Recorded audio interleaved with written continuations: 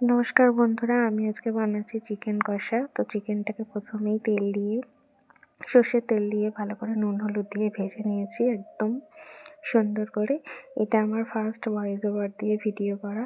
তো ওটা ঢেলে নেওয়ার পর আবার সর্ষের তেল দিয়েছি, ওতে ফোড়ন দিয়েছি শুকনো লঙ্কা, তেজপাতা, দারচিনি, এলাচ। আমার কাছে জিরেটা ছিল না গোটা, ওই জন্য জিরেটা দিইনি। তো পেঁয়াজটা দেওয়ার পর একটু সামান্য চিনি দিয়ে পেঁয়াজটাকে লাল লাল করে ভালো করে ভেজে নেব। তো পেঁয়াজটা যদি সিদ্ধ হয়েছে একটু ঢাকা দিয়ে দিয়েছি। তারপর ওর ভিতরে দেবো এবার টমেটো কুচিটা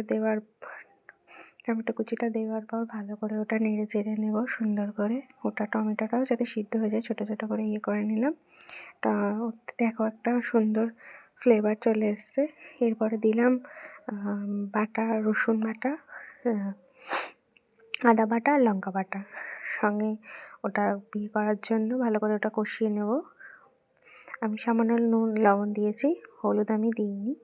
আর যেহেতু চিকেনটা ভাজার সময় আমি লবণটা দিয়েছিলাম, তো সেখানে অল্পই লবণ দিয়েছি। এরপরে দেব গুঁড়ো জিরে ছোটো চামচের 1 চামচ, তারপরে দেব ধনে গুঁড়ো। এটা ভালো করে নেড়ে চেড়ে নেওয়ার পর ওতে সামান্য জল দিয়ে করে নেব। আর কটা আস্ত রসুন দিয়েছি, ওটা আমার হাজব্যান্ড খেতে ভালোবাসে তাই। তারপরে আমি পাশে একটা ইলেকট্রিক কেটলিতে একটু জল গরম করে নিয়েছিলাম। এবার দিলাম হলুদ আর দিয়ে দিয়েছি চিকেন কারি মশলা।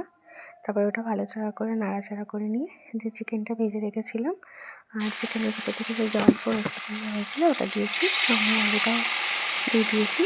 এবার গরম জল দিয়ে নাড়াচাড়া করে সিদ্ধ হতে দেবো। যতক্ষণ না আলুটা আর মাংসটা সিদ্ধ হয় ততক্ষণ ঢাকনা দিয়ে সিদ্ধ করবো। এই যে আমার রেডি চিকেন। কেমন লাগলো?